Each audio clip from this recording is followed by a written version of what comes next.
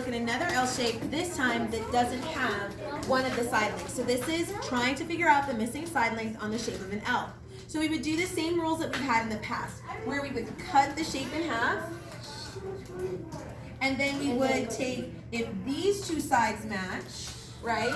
So this would be 4, then these two sides would match, and this would be 3. So now I can say area equals 4 times 3, area equals 12 for this top shape. And then down here I need to figure out what this side length is.